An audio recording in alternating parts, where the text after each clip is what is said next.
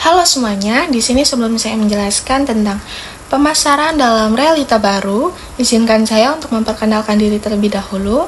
Perkenalkan, saya Fasiwika Kurniawati dan NPM 234120116, kelas akuntansi 23A. Nah, apa sih pemasaran itu? Pemasaran adalah aktivitas yang dilakukan untuk mempengaruhi konsumen sehingga membeli produk kita.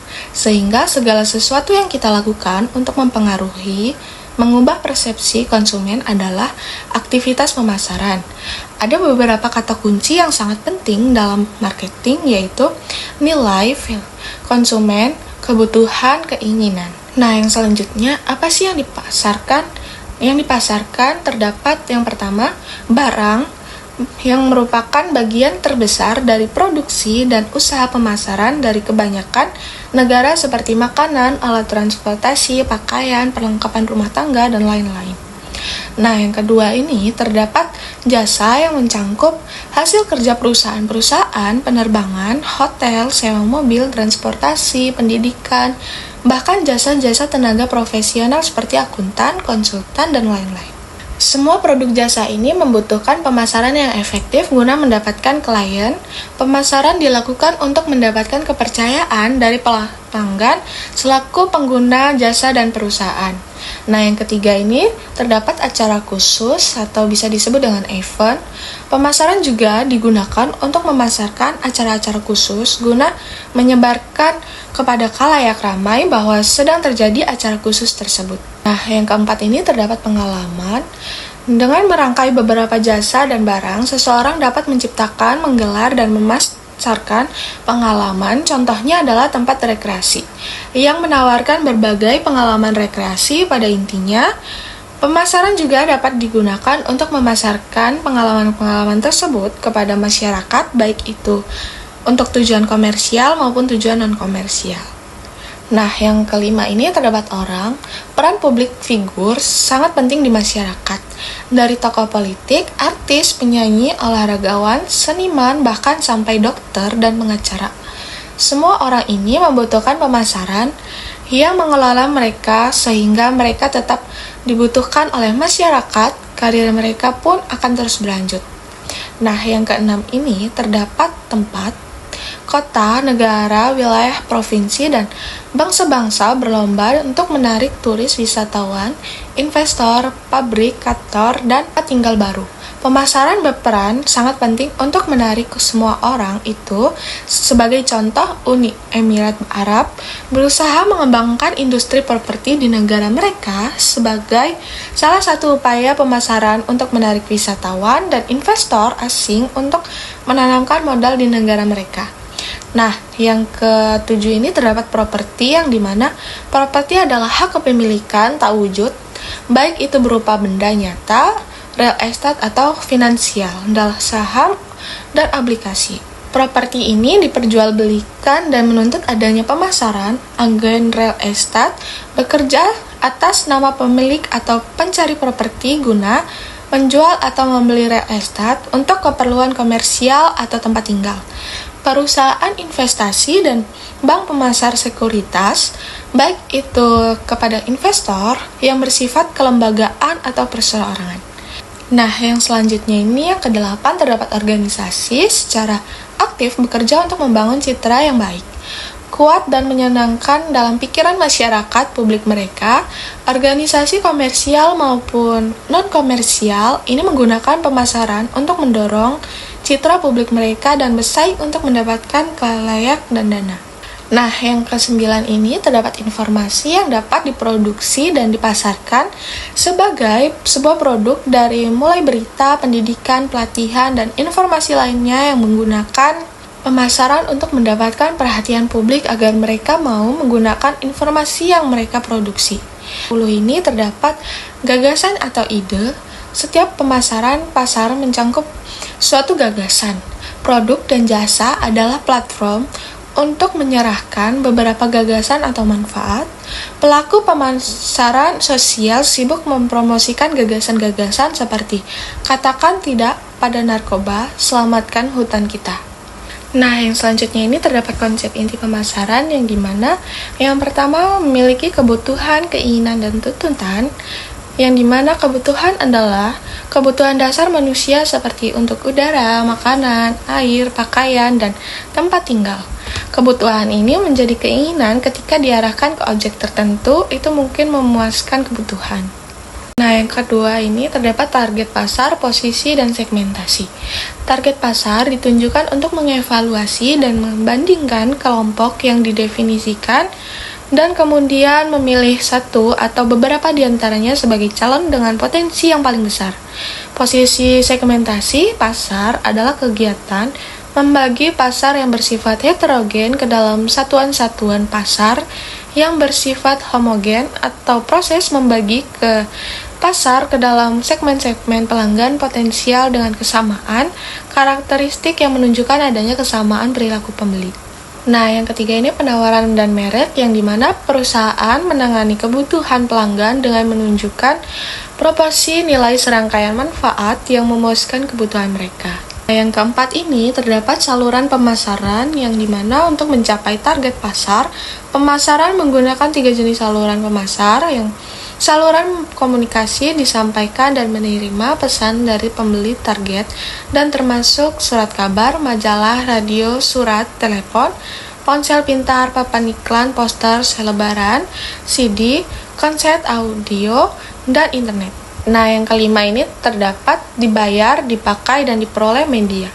Munculnya media digital memberi pemasar sejumlah cara baru untuk berinteraksi dengan konsumen dan pelanggan. Nah, yang keenam ini terdapat tayangan dan keterlibatan pemasar sekarang memikirkan 3 layar atau sarana untuk menjangkau konsumen dengan contohnya TV, internet, dan seluler. Nah, yang ketujuh ada nilai dan kepuasan. Pembeli memiliki penawaran yang menurutnya memberikan nilai paling tinggi, jumlah yang berwujud dan tidak berwujud, manfaat, dan biaya. Nilai konsep pemasaran sentral terutama merupakan kombinasi dan kualitas layanan dan harga disebut triad nilai pelanggan. Nah, yang ke-8 ini terdapat rantai pasokan adalah saluran yang membentang dari bahan baku ke komponen hingga produk jadi yang dibawa pembeli. Ke-9 ini terdapat kompetisi, yang dimana persaingan mencangkup semua penawaran dan pengganti saingan yang aktual dan potensial yang mungkin dipertimbangkan oleh pembeli. Yang terakhir ini terdapat lingkungan pemasaran yang terdiri dari lingkungan tugas dan lingkungan yang luas. Lingkungan tugas memiliki keterlibatan dalam memproduksi, mendistribusikan, dan mempromosikan penawaran. Yang selanjutnya terdapat realitas pemasaran baru, yang dimana terdapat yang pertama teknologi. Semakin canggih teknologi yang digunakan dalam pembuatan suatu produk sering mengikuti zaman, teknologi hanya membutuhkan sedikit bantuan dari manusia. Nah, yang kedua ini terdapat globalisasi, yang dimana suatu inisiatif bisnis yang berpijak pada keyakinan bahwa dunia menjadi lebih homogen dan perbedaan di antara pasar-pasar nasional tidak hanya memudar tetapi untuk beberapa produk pada akhirnya akan sirna. Nah, yang ketiga ini terdapat tanggung jawab sosial, yang dimana kemiskinan, polusi, kekurangan air, perubahan iklim, perang, dan konsentrasi kekayaan. Menurut perhatian kita, sektor swasta mengambil tanggung jawab untuk memperbaiki kondisi kehidupan, dan perusahaan di seluruh dunia memiliki tinggi peran tanggung jawab sosial perusahaan.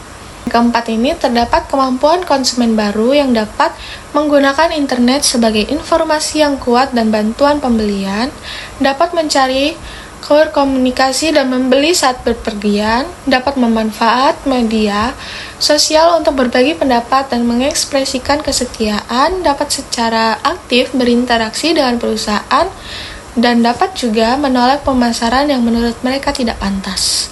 Nah, yang kelima ini terdapat kemampuan perusahaan baru pada saat yang sama. Globalisasi, tanggung jawab sosial, dan teknologi juga telah menghasilkan serangkaian kemampuan baru untuk membantu perusahaan mengatasi dan merespon.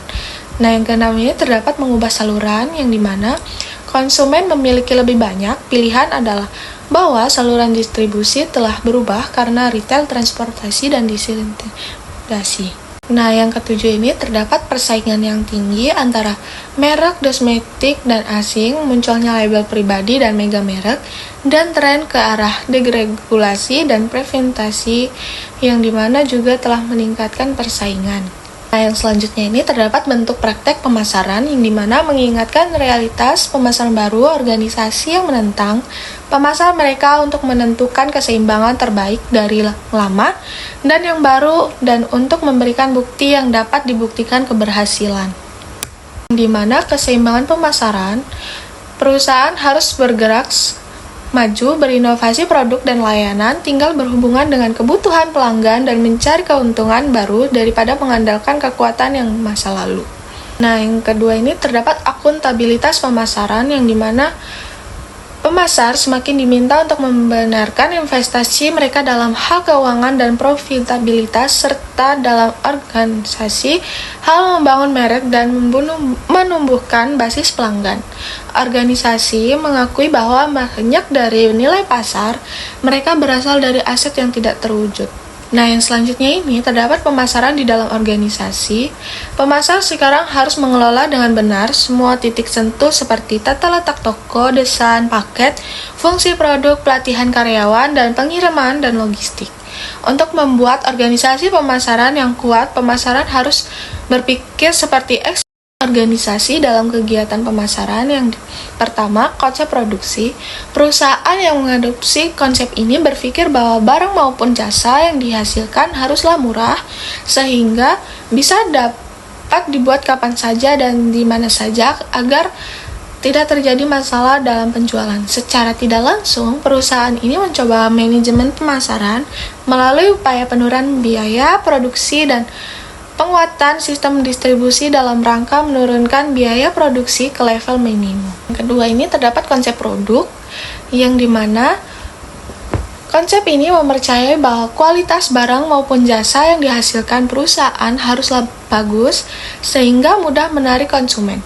Konsep manajemen pemasaran ini mungkin bisa diterima oleh sebagian konsumen maupun kita tidak boleh lupa, kualitas yang bagus pasti mempengaruhi harga, sedangkan bagi sebagian konsumen, harga yang murah masih menjadi tujuan utama untuk membeli barang.